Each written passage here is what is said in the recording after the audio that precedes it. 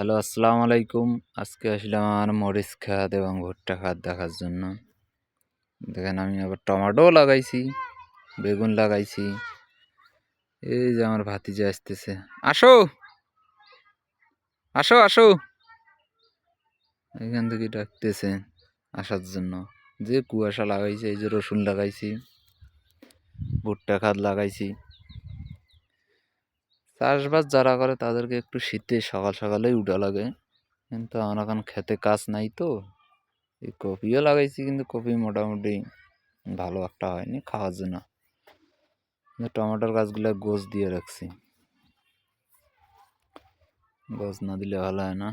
কি আর কই যাবা? তোমার ঘরে আসলাম। আমার কাছে আসলা কি জন্য? এমনিতে আসলে ভালো হইলো, থাকো। এই লাউ গাছ লাগাইছি। লাউ গাছ বেশি একটা ভালো হয় না, শীত তো এই কুয়াশার মধ্যে আর কেমনে। এটা আমার ভাই, বড় ভাইয়ের রসুন ক্ষেত, লাউ লাগাইছে।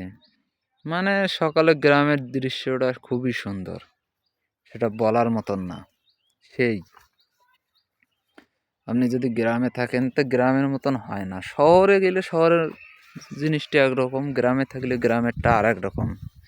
এই দেখেন আলু খাত, এই সৌন্দর্যগুলো সকালে উঠি উপভোগ করা শুধু যারা গ্রামে থাকে তারাই জানে। ফজরের নামাজ পড়ে বাইর হওয়ার পরেই মনে করেন এই দৃশ্যটা খুবই সুন্দর। বুঝছেন? এই দেখেন আলু আমাদের হওয়ার পথে প্রায়। ভুট্টা লাগাইছি, ভুট্টা খাতটা প্রায় 15% মতন হবে। আরও একটা আছে ওইদিকে, ওটা ভুট্টা খাতও ভালো হয়েছে। তারপরে এখানে লাফা শাক, এইটি এই ঘাস লাগাইছি কিছু। ঘাসগুলো মানে লাগাইছে কয়েকদিন হইতেছে, এখনো পরিপূর্ণভাবে ঠিক হয় নাই। তবে দেখি, নিয়ত আছে ইনশাল্লাহ এবার গরুর খামারটা আমার চালু দেবো। দেখি কদ্দূর পর্যন্ত পারি।